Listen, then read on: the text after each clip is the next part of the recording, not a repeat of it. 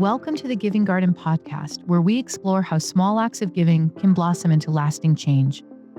I'm your host, Martina Halloran, founder of the Giving Garden and CEO of Dr. Hauschka Skincare USA.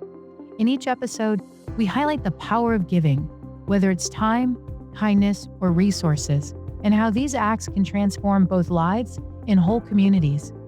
Join me as we explore the ripple effect of giving and its lasting impact.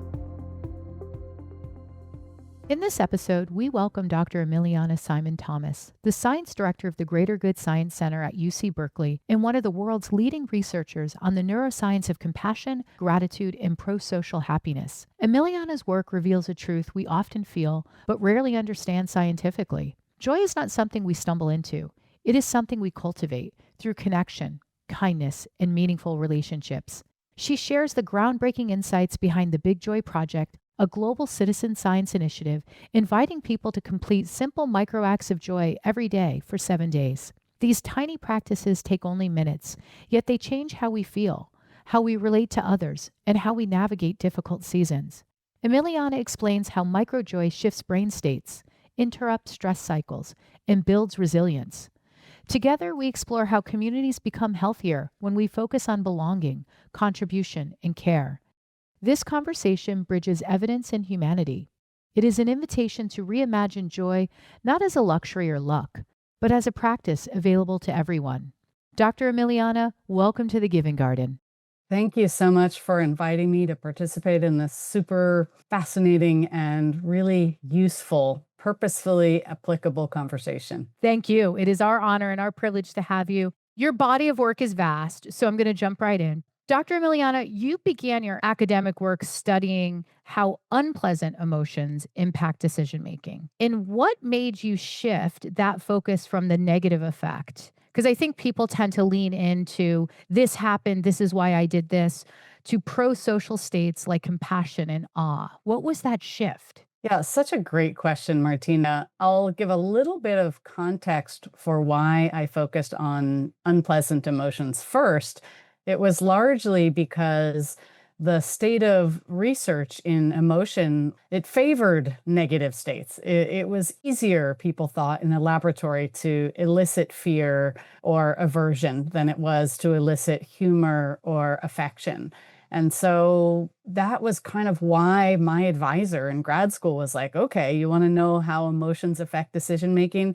Let's look into this ethos that is actually pretty prevalent in society, that quote unquote emotions are the enemy of reason. Now, I just felt like that was inaccurate. It can't possibly be true that we were built and we've evolved in a way that we had this basic capacity to respond to the world in a very nuanced and sophisticated, multidimensional way to all the contexts that we encounter, and have that be something that leads to poor decisions. Like, it just doesn't make any sense. And so I really wanted to see how emotions shape, influence, and impact how we perceive and interpret information. Again, I started with unpleasant or negative emotions just because it's a little bit easier to elicit in the laboratory setting. Of course, the answer is not that emotions help or hurt, but they do both, and they do it in a way that is sensible for the context that we're in. So if you feel afraid, it's really important for your spatial navigation to get better. It's not so important for your sort of fine, detailed perception to improve. We don't really need that. We need to escape and handle the threat. And so some things get kind of down-regulated and some things improve. And that's how exquisite the dynamic is. After I finished my PhD, I was also in a phase of my life where I was starting a family. And I was navigating the complexities of career decisions and being a parent. And I thought, well, I'm gonna take this opportunity to continue my research at an institution that is an hour and a half drive from where I live, and it'll be fine. This was before I had my child. This will be fine. I will just drop my child off and be gone for however long it takes, and then I will go pick the child up. And I'm this, pioneering scientist, and this is what is important to me. If anybody else here has ever made that transition from being a very committed professional to becoming a parent, you'll resonate with how things might feel different when you actually have a new infant in your arms. It's a lot more difficult to separate. It doesn't Mhm. actually make sense to drop your newborn off and then drive away for the better part of the day and then only see them for a small period of time. And I was feeling all of this affection. I was feeling all of this compassion and nurturance. It was just like so intense. And it was having a huge impact on my decisions. And I thought, okay, there's this whole other part of emotionality that feels really salient. And Yeah. so I got interested in it. Also, people would often ask me, like, oh, okay, so you told us all about negative emotions. What about the positive? And again, academics might understand this explanation also. Like, you kind of have to finish the focus that you have when you're in grad school, and then you go to the next phase and you're like, okay, now I want to study this other topic. And so positive emotions, pro-social emotions, those really became the emphasis for me when I went into my postdoc. And for pragmatic update, I did not end up sticking with the hour-and-a-half commute each way. I ended up figuring out a way to continue my work locally at UC Berkeley and study compassion and love of humanity and awe with a professor who I was lucky enough to get to know during my graduate degree. I was smiling and just nodding along because being a mother as well, I really feel that deeply. And those are such incredible big emotions when you bring a life into the world. And then when you have to really think about dropping this beautiful bundle that you've created off for the better part of the day and not really having the opportunity to spend all the time that you want. That is such a shift for so many people as Yeah. they continue in different phases in their life. So I understand how that can really shift what you're focusing on and what you're really working on. With that, obviously, this was a big moment. That's a big moment for you, bringing life into the world, becoming a mother, and trying to juggle it. I don't want to say do it all because I don't know that you can really do it all, but you can do some of it really, really well. But when did you realize that kindness, gratitude, and pro social behaviors were not just moral ideas, but more measurable pathways to well being? Yeah, I mean, there were two main places, poignant moments for me.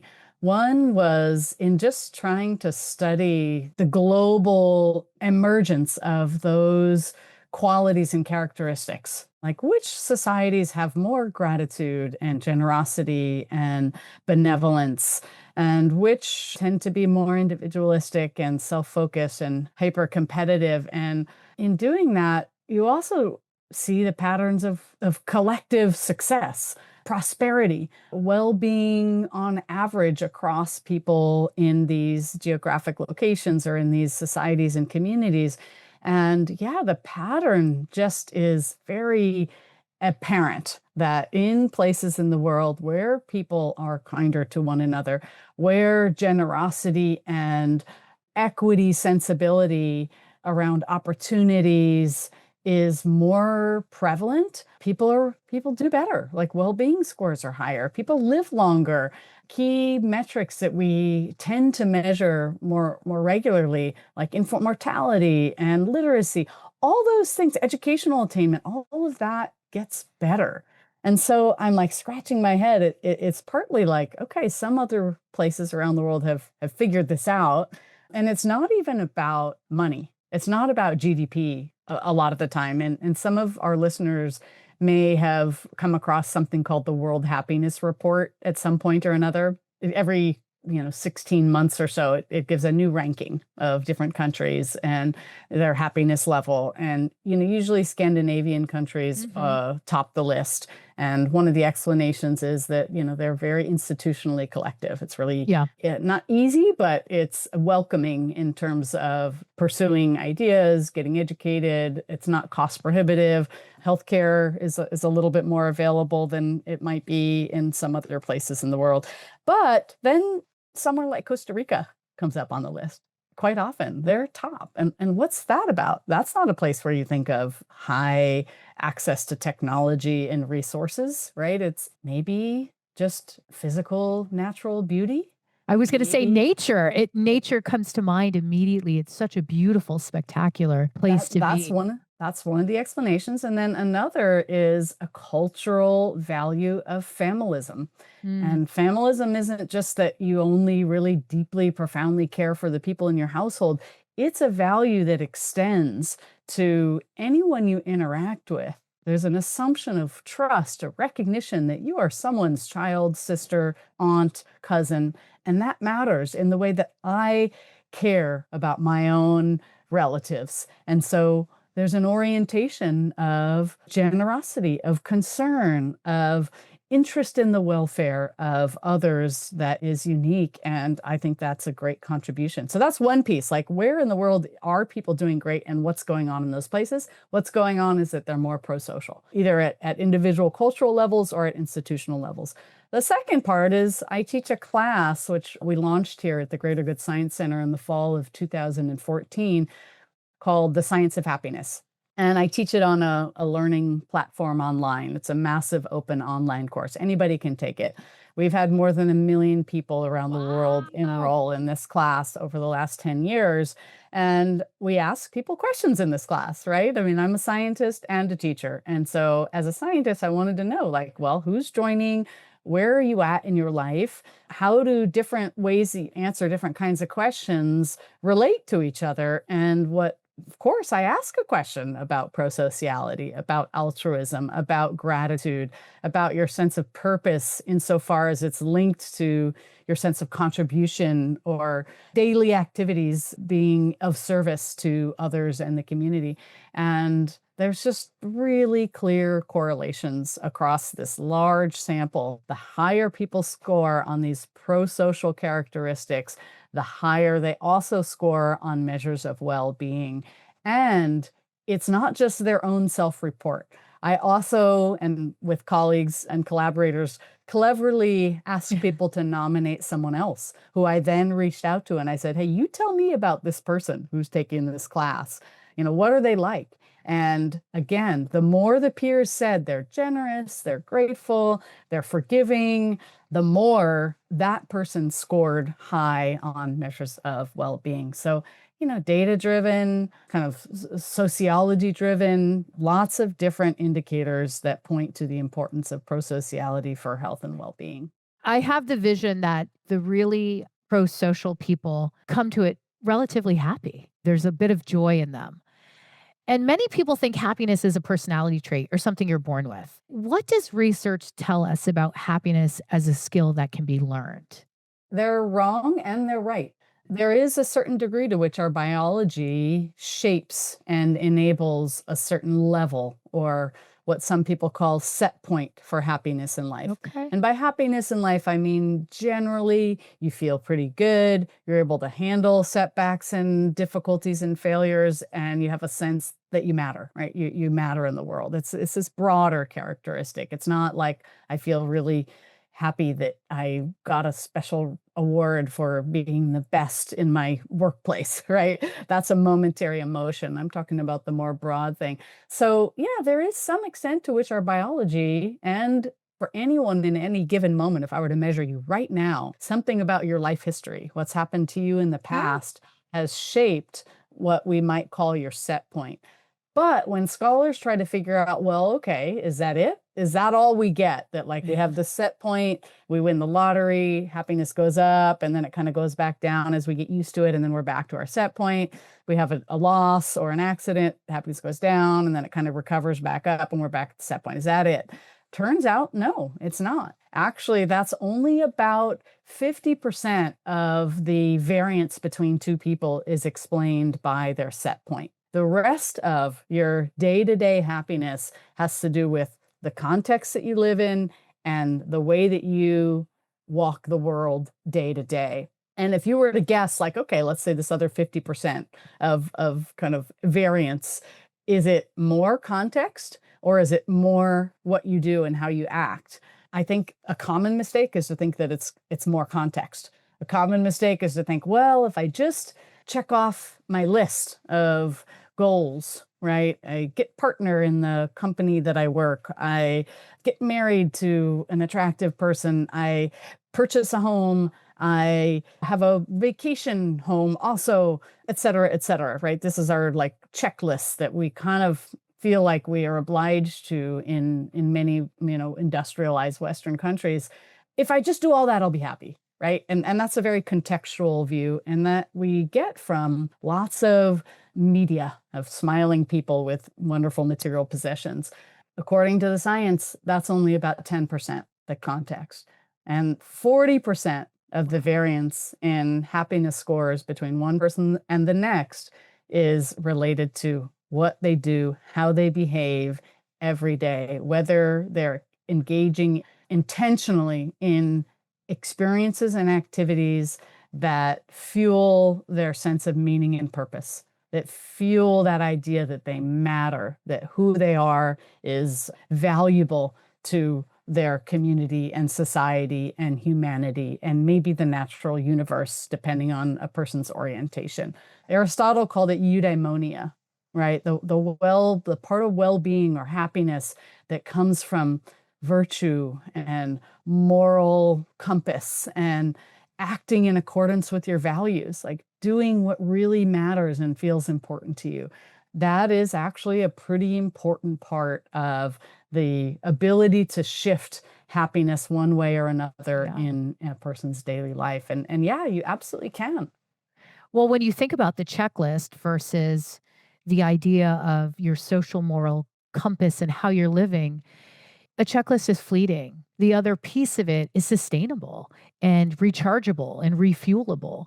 Often people do from a society perspective, especially in US culture. It is these benchmarks of what society deems as success. And success is often tied to happiness, being in these great, whether it's a job or a partnership or a relationship, people tie that to happiness when there is so much more to that.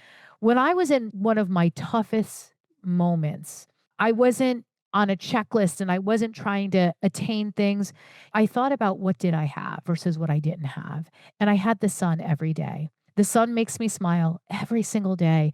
Often the work we do at Dr. Hauschka is about accessibility and how do we break down barriers, whether it's barriers to food access, barriers to health and wellness, barriers to joy and happiness.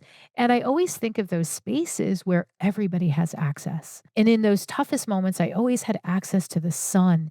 And it brought me such joy that I think about probably 20 years ago, I probably was operating from a checklist. And now it's a whole different way of showing up in the world and embracing the world. And that from my perspective becomes this very reciprocal relationship with the world and the people that you're engaging with.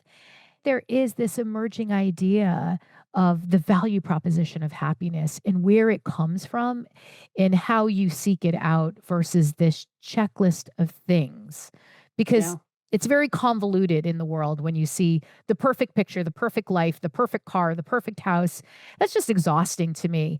Yeah. And happiness is a freedom to me. When you Mhm. feel free, you feel almost loose in your own body, whereas in that highly structured, performative list keeps you so tight and wound up.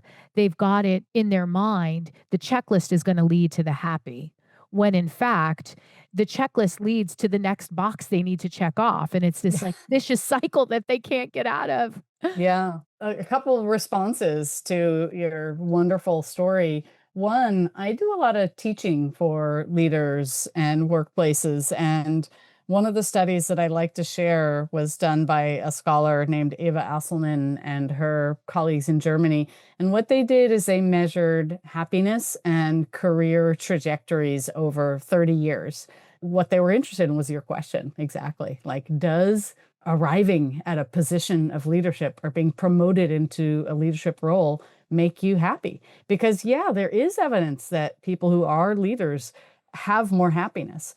They score higher on measures of happiness, but is it the leadership attainment or is it something else? And as you can imagine, the reason I'm telling this story is because it's something else.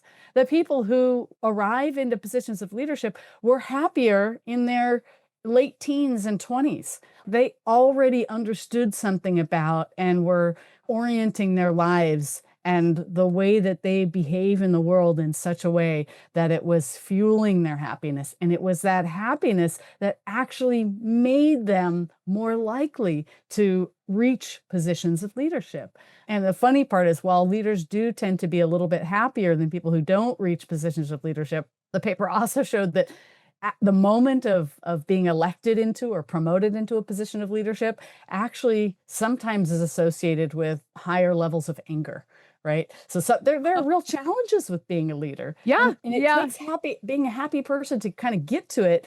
And that happiness is actually more than what you could ever need to actually manage the realities Mm. of responsibility and agility and dynamicness that you actually have to have in order to successfully lead. There's Yeah. lots of data that leaders who score higher on happiness are more well appreciated by their workforces.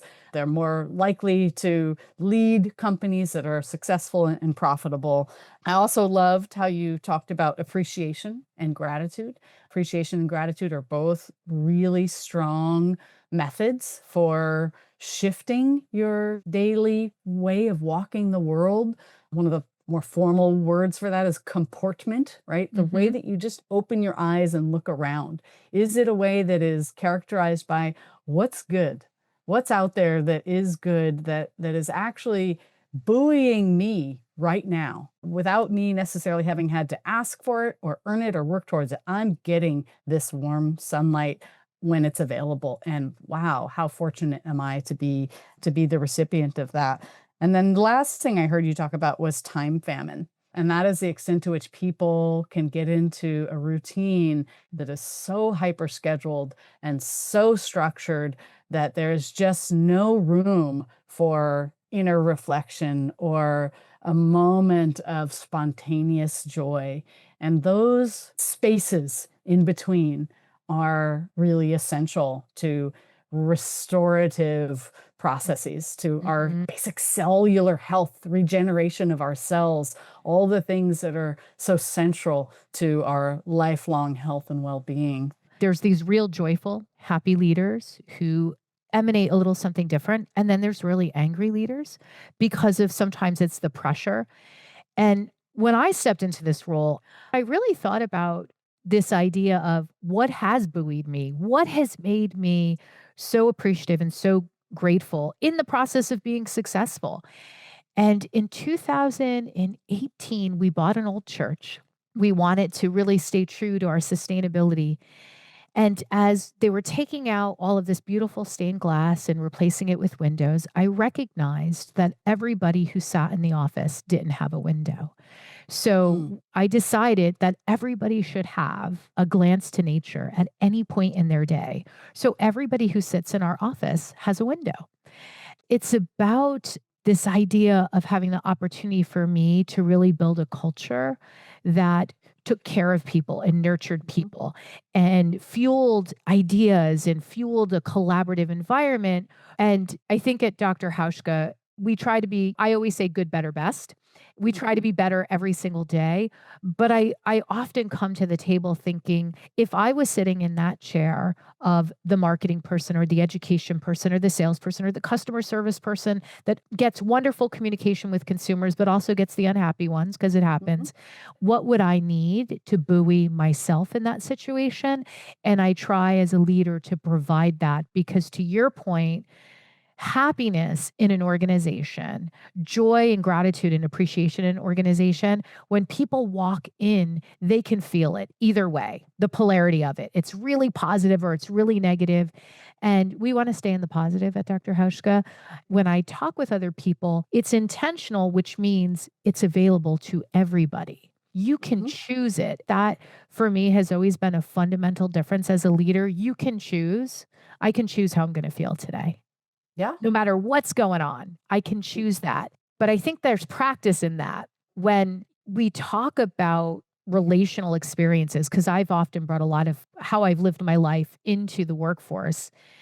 One of the central themes you talk about is belonging, caregiving, cooperation. Those are so important for human beings. I think everybody wants to belong.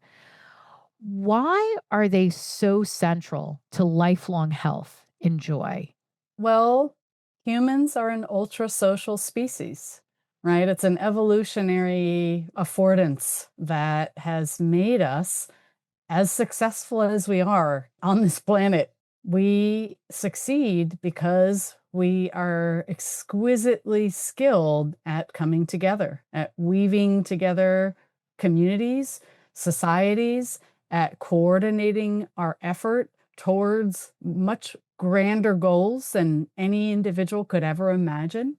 We have neural pathways and peripheral physiological processes that actually orient us towards one another. We're reflexively empathetic. We're attuned to understanding each other's emotions and trying to avoid conflict. We are Mhm. conflict averse by nature.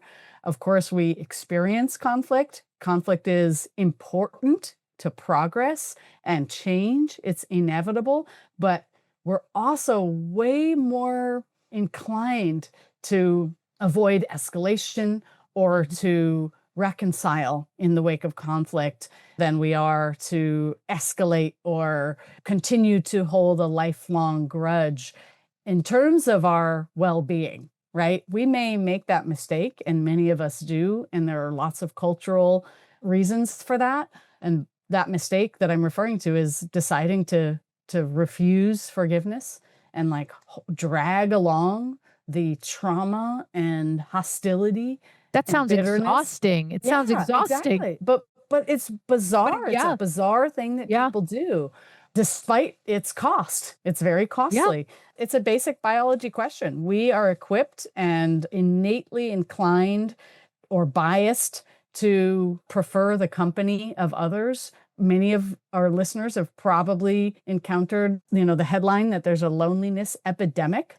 So loneliness is actually really not just unpleasant. We might feel sympathetic or compassionate towards somebody that's lonely, but actually people who are not socially integrated are Mhm. just at much higher risk of Mhm. all cause mortality. Being lonely, you're at 50% higher risk of all cause mortality versus somebody who's not lonely. Juliana Lund Holstead has been one of the pioneering leaders in this kind of discussion about the perils and ills of loneliness. So again, that's just more evidence that points to how essential our connections are. A last study I'll mention is the Harvard study of adult development, led most recently by Robert Waldinger, who wrote a book about this. But it's like they've been following people for 70, 80 years and looking at, what's happening in their life. How sick are they getting? How well do they feel emotionally and psychologically? And above all other factors that they were tracking, being part of a close and mutually supportive social relationship was the strongest predictor of health and longevity. Everything else, you think, oh, it's money, it's a fancy car, it's success in your profession, all those things matter. I don't want to say they don't matter, but they're not the thing that we should start with. They're not a thing. And It's not the oftentimes, basis. yeah, and people often think they should trade. Like, I'm going to trade time with the people I love for some opportunity that's going to make me earn me more money. When in fact, that's just a bad deal. The money doesn't do as much for the Yeah. happiness in life And as there's no guarantees. time. There's no guarantees that you're going to be here in a space and time to be able to enjoy all that money that you've earned.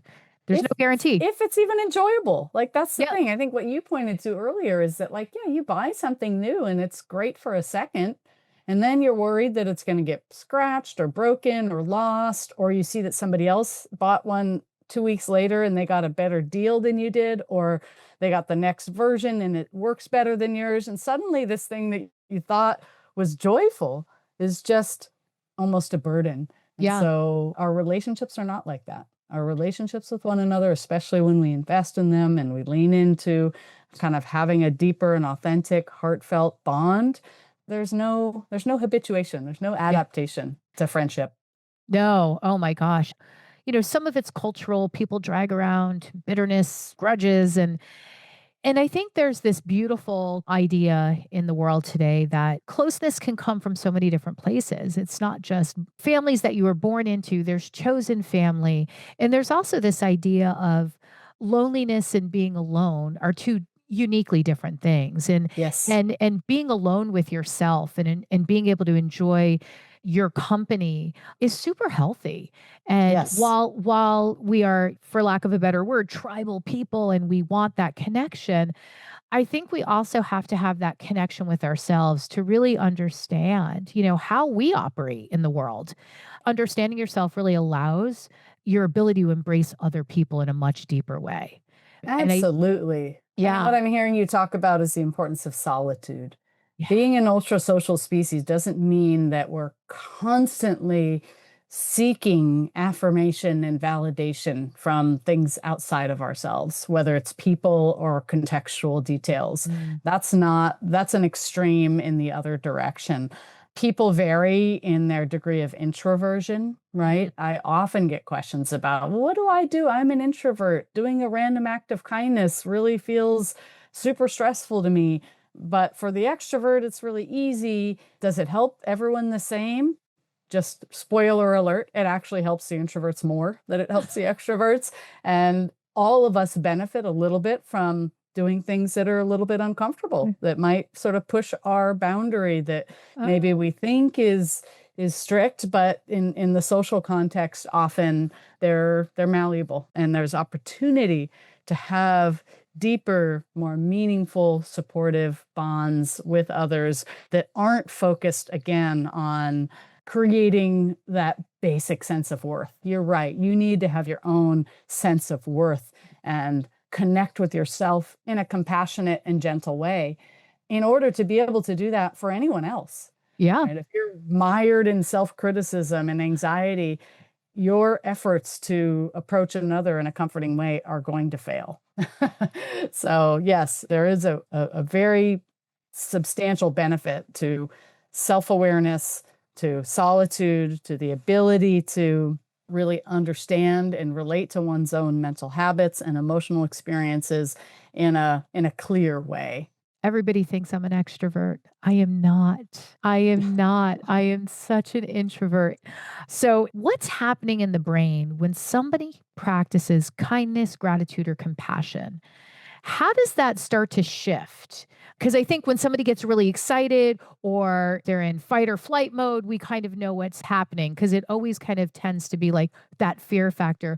But when somebody is practicing these more gentle kind of emotions or actions, what's actually happening in their brain?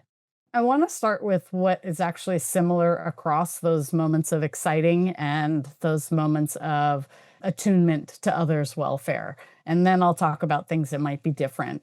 So, we all have a pathway in our brain that signals pleasure, right? It's often referred to as the reward pathway. You may have heard of dopamine. Mm. This pathway activates when our nervous system detects that there is an opportunity available, that there's some kind of resource that we should pursue, or perhaps we're even consuming, right? It's involved both in the anticipation and the consummation of a pleasure. And it's usually talked about in the context of, research with primates who get a juice squirt or something, and then you see the activation in their dopamine pathways. The adult corollary would be you're sitting at a table and you're kind of had a very light early dinner and it's a little bit later in the evening and somebody brings their absolute favorite dessert, right? You're like, oh, this is going to be so good. I'm so excited. I have the appetite for it.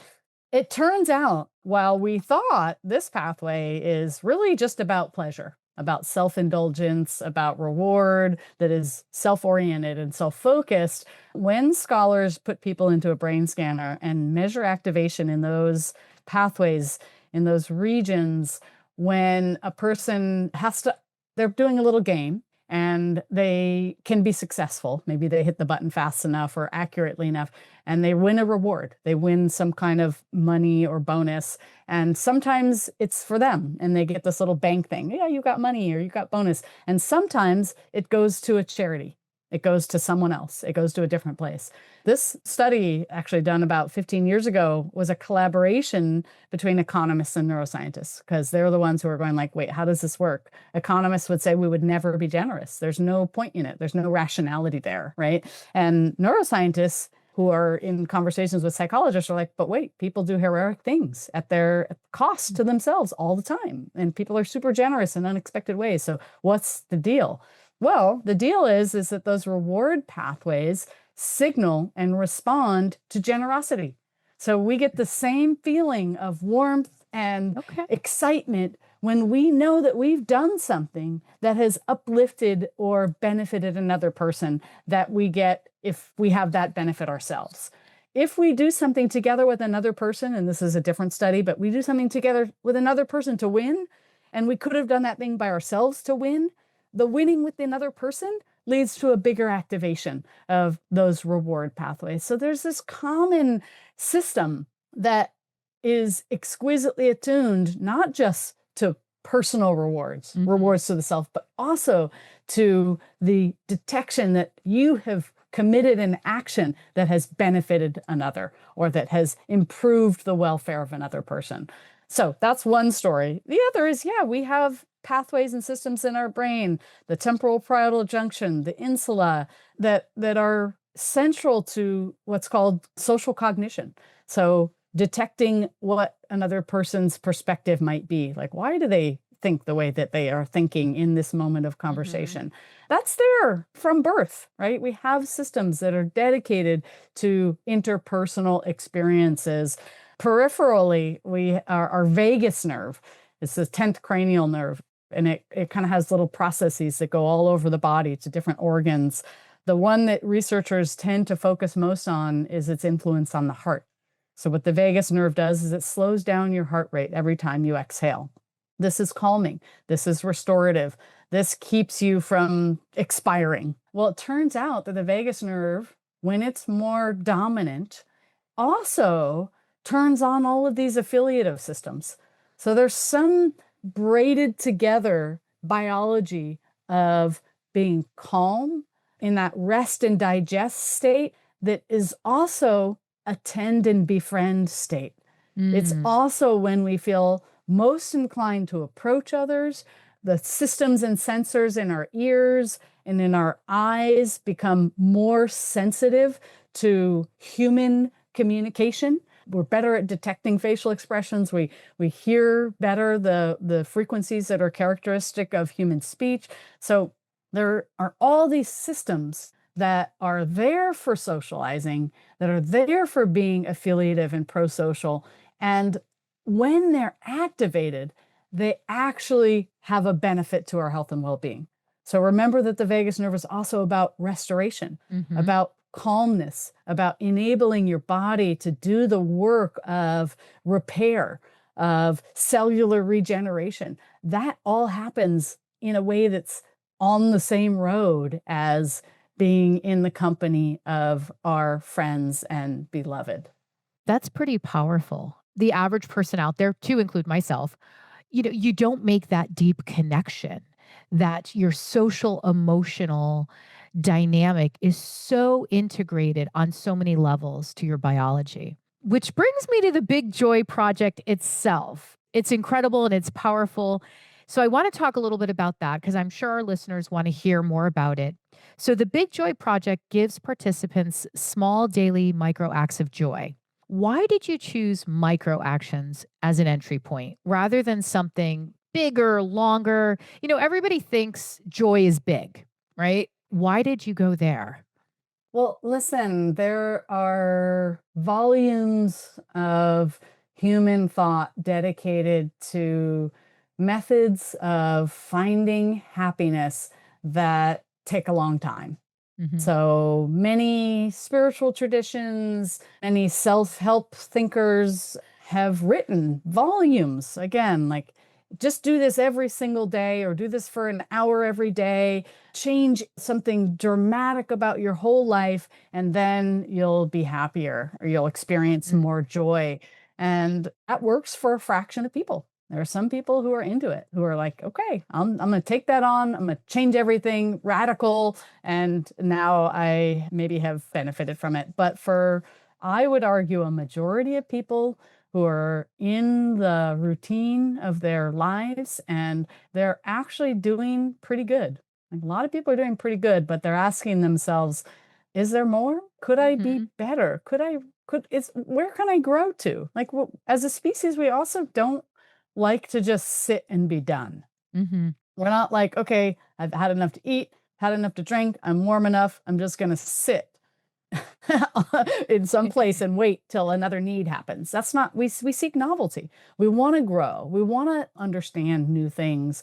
We try to build big joy for the average person in those shoes who is already committed to lots of activities and experiences in their day, but maybe has space for just a little shift, just a little like swap this in and swap that out. And if I had to argue in this moment, what would that swap in out be? It might be like, take out 8 minutes of scrolling through whatever social media is your vice and do a microact of joy instead and see how that goes for you. We thought a 7-day exercise would be long enough to really kind of start to change something. Mm-hmm. We don't actually know how long it takes to really modify a pathway in the brain that might strengthen an association between pleasure and other people, as opposed to pleasure and material consumer products. But certainly there's lots of evidence that the more people do, and this comes from just science of learning, right? The more practice you do, the better you get at something. And that's because your neural pathways get stronger and more streamlined. So 7 days we thought would be good. We tried to make it clever, 7 minutes per day. And we tried to offer a variety. So instead of being like, well, you have to meditate now, and you have to meditate every single day. And what if on the first day you're like, wow, this feels really unsensible to me. I can't do it. And that's it. You drop off, you lose that person. But what if we give you a little, reflection on one day? We try to call it something that is not aligned with any particular tradition or belief system, other than just the idea that maybe you want to be happy, which maybe is kind of universal. I don't know. I think so. And then give somebody a different thing the next day and a different thing the next day. And the whole program, the Big Joy Project, is framed as an exploration. It's not a promise. It's not come here and you're going to feel more joy.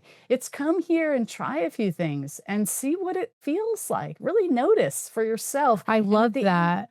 It's an exploration. It's not a promise. I love that. Exactly. And at the end of 7 days, we give you a little report. So if you're done all 7 micro acts and you've told us kind of how they've landed for you, and the program asks you, say how you feel, do the micro act, say how you feel, and then we'll nudge you in the evening again to say how you feel.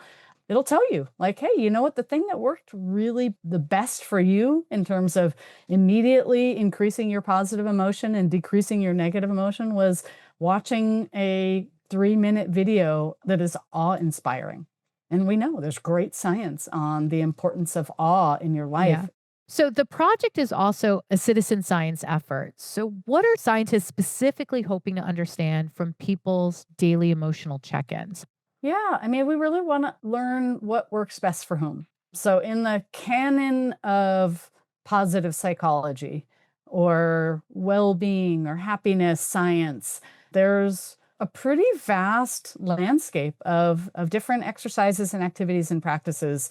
At the Greater Good Science Center, we have made them available to the best of our ability through a website called Greater Good in Action. You can go there and there's a library. Like, if you want to know what scientists have tested to promote compassion, you can click the compassion button. You'll see like 10 little thumbnails and you can click on one of them and it'll give you all the instructions. Very self-serve for the person who is internally motivated. Big Joy, not like that. Big Joy is interactive and it nudges you and prompts you and gives you 7 different choices. We have a little special interest in the pro-social aspects of Big Joy. So some of our micro acts involve setting an intention to do 5 things that are kind for other people on a given day. What is one little kind thing you could do? Another one is engaging with somebody who you're likely to encounter in a way that focuses on something positive in their life. So sometimes we get in the habit of like, how are you? So Yeah. stressed. I'm so busy. This terrible thing happened. Somebody rear-ended my car. I had to go to the insurance. Like we do this like complaining thing. And our brain doesn't really have a preference for what it holds on to, but it holds on to what we repeat over and over again.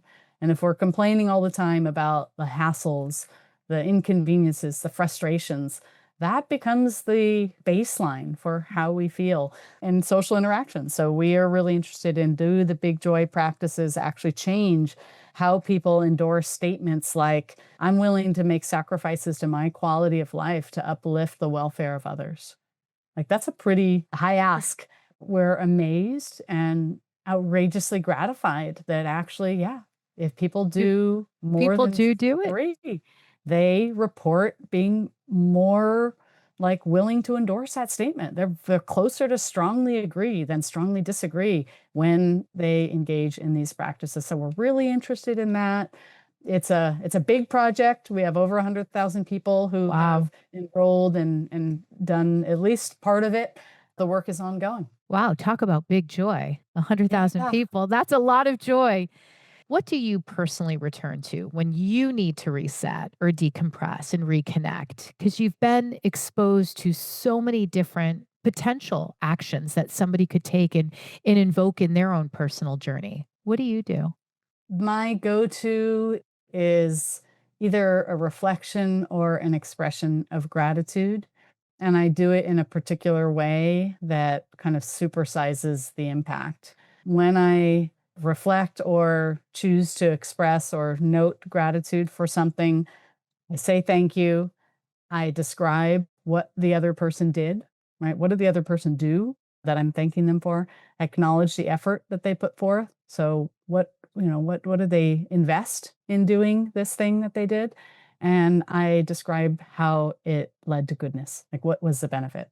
How did I gain? How did this bring goodness to me that they did this? So I call this gratitude 1, 2, 3 because it helps me to count those I things love off. that. I love that. But it helps in an email, a text message, a verbal expression, and again, even counts just as a reflection. If you have 30 seconds to look out your window and think about a goodness and then tie it to a person and something about what they did and how they put their energy and effort into it and how it is good for you.